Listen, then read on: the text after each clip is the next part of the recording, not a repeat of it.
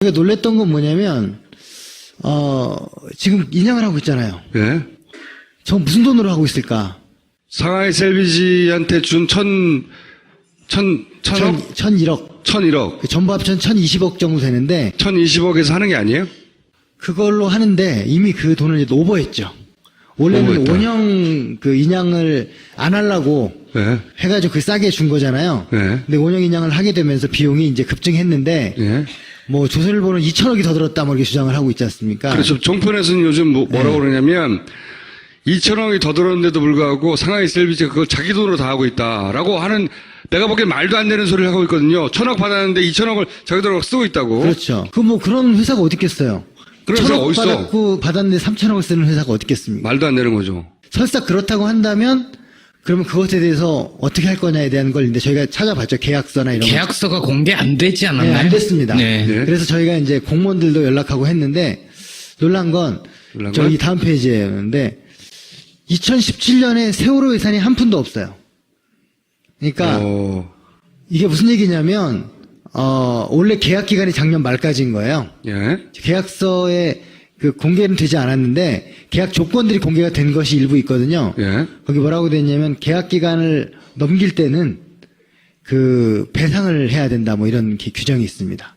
누구한테요? 누구한테? 그 셀비지가 정부에게. 정부에게. 원래 이제 그렇겠죠. 모든 용역 계약은 다 그런 게 있거든요. 그렇죠, 그렇죠. 기간 내에 완수를 하지 못하면 그렇죠, 그렇죠. 그 물어줘야 되는데 그것에 대한 해명이 없이 예. 6개월 계약 기간을 연장을 했습니다. 원래 뭐 작년 6월까지 인양하기로 했는데 못했으면 셀비지의 책임이니까. 네. 셀비지가 돈을 더 토해내야 되는데 네. 그런 거는 전혀 내용이 없고 연장을 6개월 했다 네, 또. 이렇게 연장해주고 예. 그리고 그거에 대한 계약 조건은 지금 공개를 하고 있지 않은 거예요. 그 이후에 이제 뭐 얼마를 물어낼지 물어내기는 하는 건지. 그래서 저희가 이제 궁금해서 한번 그 세월호 추진단 예. 인양 추진단을 이제 알아봤는데 예. 올해 예산서에 인양 추진단 예산이 한 푼도 없는 거예요. 한 푼도 없다. 세월호 예산도 없지만 당연히 인양 추진단 그 부서 예산도 없는 거예요. 그럼 무슨 돈으로 하고 있는 거예요, 지금? 그래서 저희가 이제 또 이렇게 슬그머니 다른 부서랑 이렇게 전화해가지고 예산 구조를 뜯어봤는데 재해대책비 쪽에서 돈을 끌어오고 있다. 큰 비 오거나 뭐 홍수나거나 이랬을 때 쓰는 예산이죠. 그래서 이제 공무원은 잘 모르고 저희한테 얘기를 해주는 거죠. 다른 부서의 공무원들이. 그 부서 어떻게 된 거예요? 그랬더니 딱 한 명이 지금 담당자로 있습니다. 네. 인양 추진단에. 네. 그러니까 그 홈페이지에도 한 명 떠 있고 그 과에 예산은 없고. 그러니까 이 지금 현재 법상 이 조직은 사실상 그 예산이 없는 거니까 존재하지 않는 거나 마찬가지인 거죠. 근데 선체조사위는 법이 통과돼서 구성된 법적 기구잖아요. 그렇죠. 그 예산은 있고 아니면 다른 선체조사위는 이제 뭐 그 따로 편성을 해서 그것도 재해대책비로 쓰고 있더라고요. 거기도요? 예. 그러니까 예산은 원래 없었던 거예요. 그러니까 2017, 16년 말이 돼서도 인양을 못할 거라는 예상이 충분히 가능했는데 11월까지 예산을 어떻게 늘 수가 있었거든요. 세월호 예산을. 인양 안 하려고 했다는 거죠. 그러네. 네. 생각이 없었다는 거죠. 거꾸로 왜 계속 그런 의혹이 있잖아요. 이거 준비 안 됐었던 건데 갑자기 탄핵되면서 인양된 거 아니냐를 거꾸로 확인할 수 있는 게 올해 4월에 인양할 거면 당연히 해수부는 원래 하려고 그랬다고 그랬거든요. 그렇죠. 그런데 그러면 예산을 편성했을 거 아니에요. 작년 말에. 근데 최순실 사태가 아직 터지기 전에는 편성에 늘 생각을 안 했던 거죠. 그렇죠. 터지고 나서 탄핵된 직후에 몇 시간 있다 발표됐잖아요. 물증이 나왔네, 예산으로. 네. 원래 인양할 생각이 없었다. 생각이 없었고 왜? 예산이 없었으니까. 작년에 인양 못할 것도 그들이 알고 있었다는 걸 또 하나 발견을 했는데 자문료로 18억 원을 따로 또 책정을 했어요. 자문요. 예. 그러니까 이제 안 됐을 때 기술자들을 동원해서 이거 어떡할 거냐. 그 18억이니까 굉장히 큰 돈인데 네. 그거를 작년에 이미 썼어요.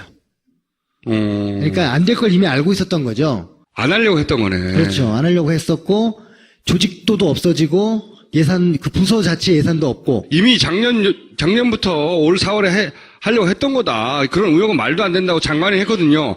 아니라고 지금 예산으로 물증으로 얘기하고 있는 거죠. 선생님 화이팅!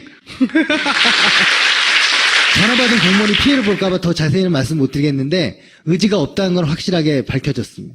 근데 탄핵되니까 일주 만에 올랐잖아요. 아마 설마 했었던 것 같습니다. 탄핵이 되자마자 됐다 싶어가지고. 예.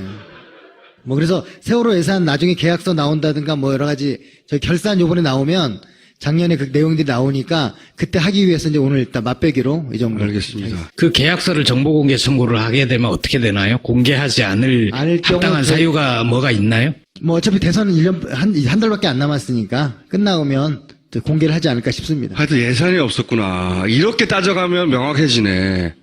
올해 4월에 할 거였으면 작년에 진작에 넣어놨겠죠. 그리고 만약에 연말이나 돼서야 혹시 안 될지 올해 안에 안 될지 모르니까 내년에 하자라고 했다면 11월 달에 예산을 편성할 수 있어요. 국회에서 이렇게 할 때 12월 2일 전까지 늘 수가 있거든요. 그렇죠. 근데 전혀 그런 저희가 다 찾아봤거든요.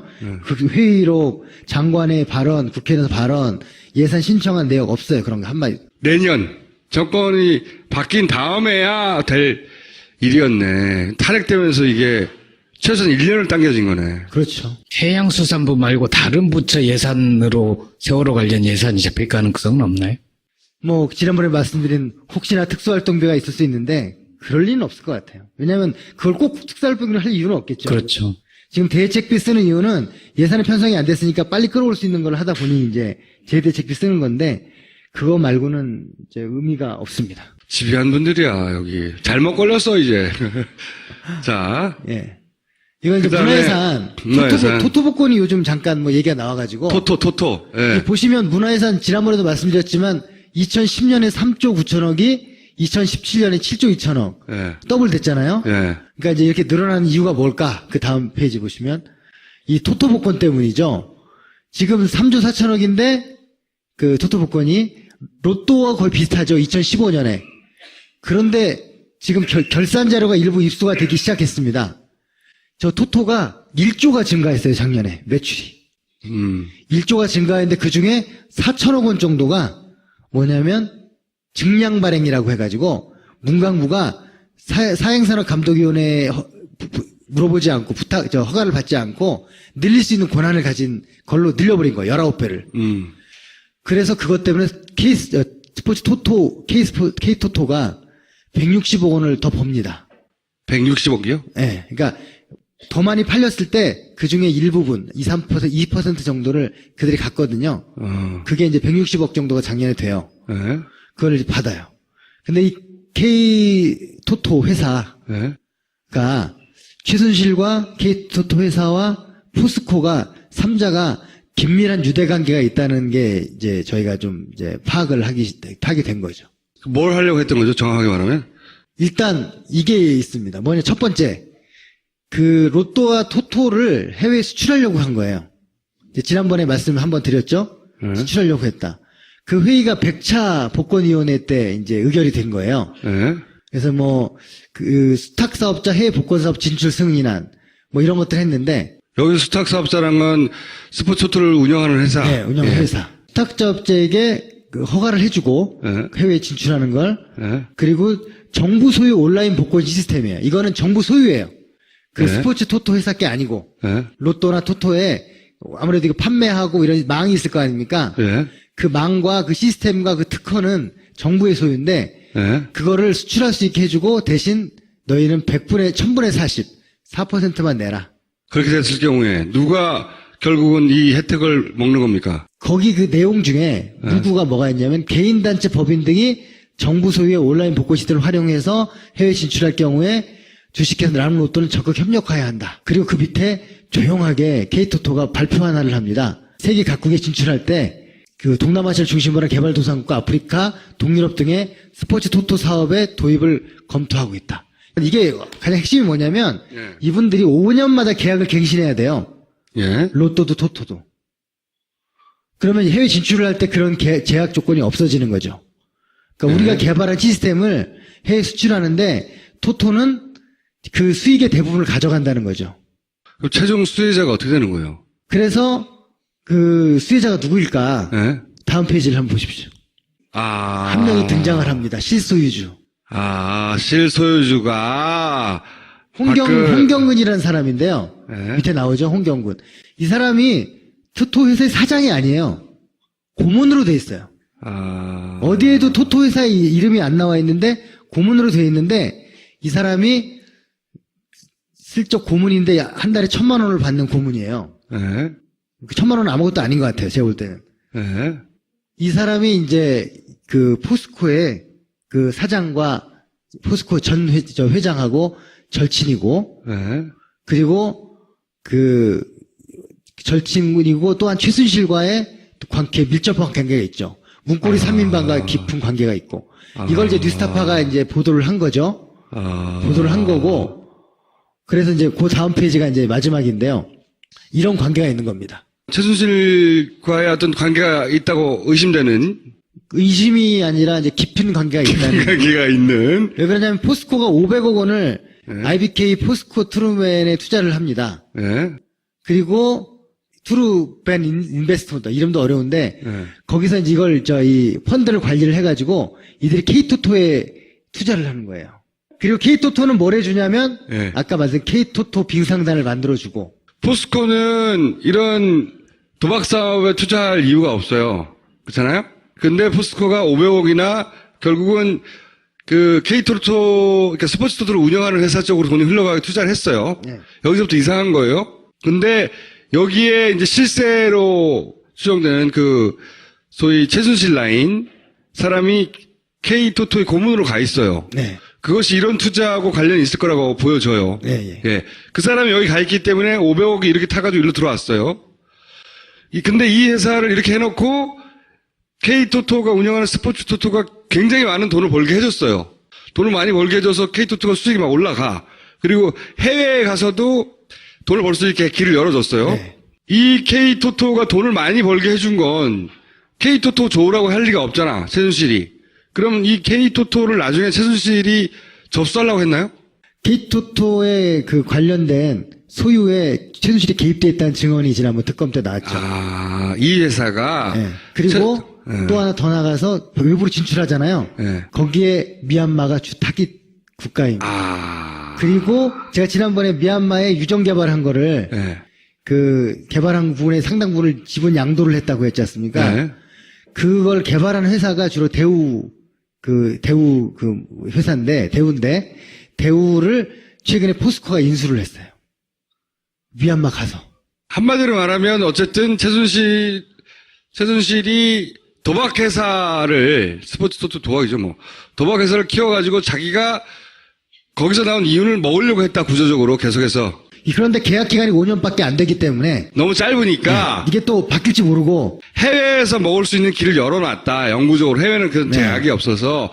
그래서 아마 스포츠 토토, K토토를 최순실 쪽 사이드가 직접 접수하거나 혹은 여기서 나오는 돈을 계속 뽑아먹는 구조를 만드는 걸 구상했을 수 있다. 네, 그렇죠. 그리고 제가 이제 스포츠 토토의 매출을 늘리기 위해서 연구를 많이 했다고 했지 않습니까? 예. 저는 그것이 용역 보고서 하나로만 예전에 확인했었는데 요번에 김종 차관이 예. 되기 전에 2개의 용역을 해가지고 이 스포츠 토토의 활성화를 위한 연구를 했는데 그 돈이 K 스포츠 토토 회사에서 나온 거예요. 용역 보고서의 돈이. 김종희 교수 시절에 용역을 2건을 받아서 그걸로 자기가 보고서 쓰고 나중에 실제로는 직접 차관이 돼서 그 업무를 주관을 하고. 그렇죠. 자기가 계획 세운 거를 실행한 거죠. 훌륭하네.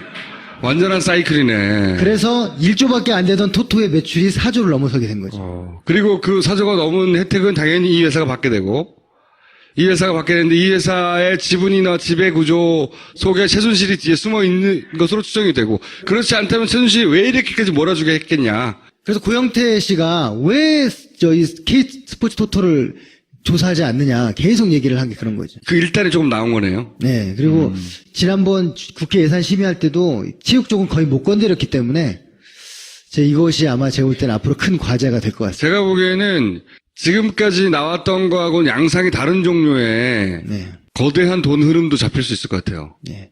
최순실이 끊임없이 현금을 아낌없이 썼잖아요. 예? 실제. 근데 그게 무슨 통장 계좌에서 뽑은 게 아니거든요. 어디서 났냐고 그 많은 현금이. 그리고 여기 스포츠 토토 같은 경우에는 얼마가 팔릴지 모르기 때문에 그리고 예산에 편입이 안 돼 있는 거죠, 사실상. 그래서 끝나고 나서 결산하고 이러는 거기 때문에 네. 돈이 이제 좀 밖으로 셀 가능성이 높은 것 그렇죠. 중에 하나입니다. 몇 장 얼마가 팔렸는지 크로스 체크 되기가 어려울 수도 있겠네요. 끝나고 나야 알게 되는 거니까. 네. 알겠습니다. 오늘은 여기까지입니까? 네. 알겠습니다. 감사합니다.